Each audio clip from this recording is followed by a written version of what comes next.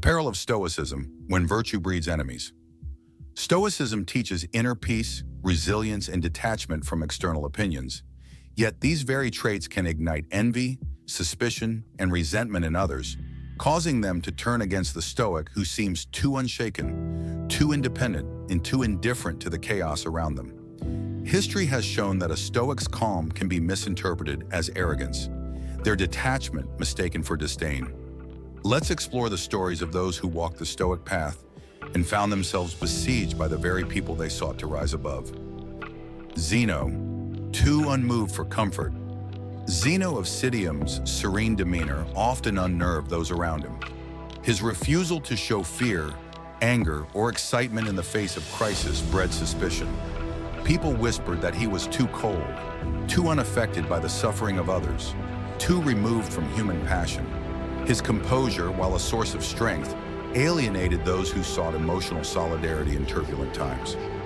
As his philosophy spread, so did the resentment of those who saw in Zeno an emblem of detachment, a man who seemed to lack empathy. They plotted to discredit him, mocking his rigid lifestyle, claiming he was out of touch with reality. In their eyes, his calm was not a virtue, but a threat. Seneca, the politician who remained too detached. Seneca's rise to power under Emperor Nero was not without enemies. His stoic detachment from the lust for power, his seeming lack of ambition, made him an easy target for those who crave control. They questioned his motives, painting him as someone who was too philosophical to be trusted in politics. His calm under pressure made him seem dangerous in the brutal world of Roman politics, where a display of emotion could be seen as a sign of vulnerability. Nero's court became a nest of vipers, and Seneca's stoic demeanor only fed their desire to see him fall. The more serene he remained, the more they conspired against him, until even Nero grew suspicious of his unshaken calm. Ultimately, it was this very detachment that led to his forced suicide, as those who could not break his composure sought to destroy him entirely. Epictetus, a Stoic slave who was hated for his strength. Epictetus, despite being a slave, found freedom in his mind, untouchable by the cruelty of his masters. His Stoic resilience, his ability to remain unbroken in the face of torment, enraged those who sought to break his spirit.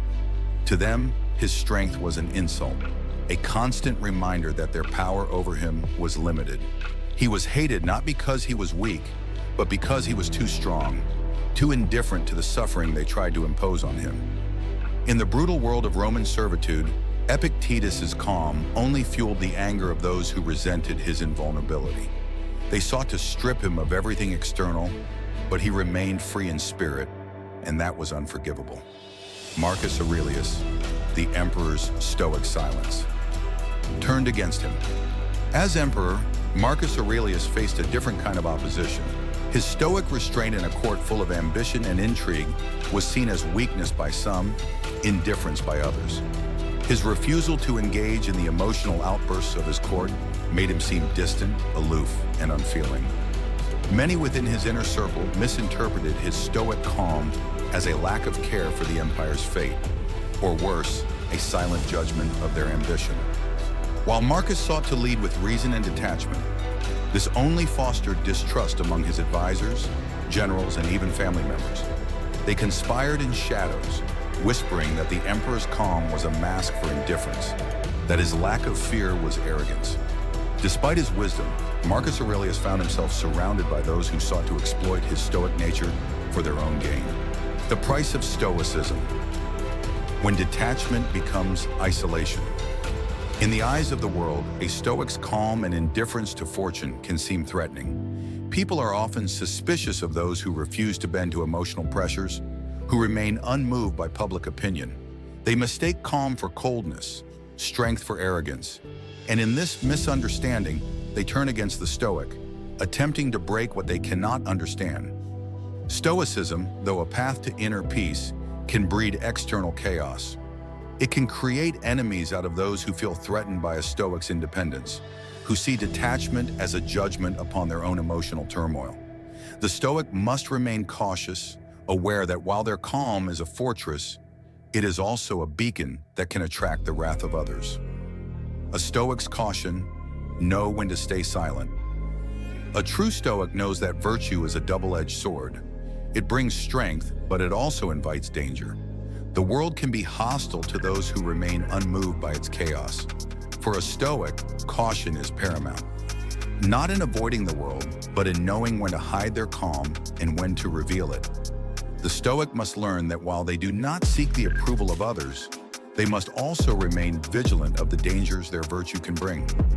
This story emphasizes how Stoicism, while a powerful philosophy, can lead to others turning against the Stoic. It warns of the need for caution in navigating a world that often misunderstands strength for arrogance and calm for indifference. If you found this video entertaining and educational, please like and subscribe.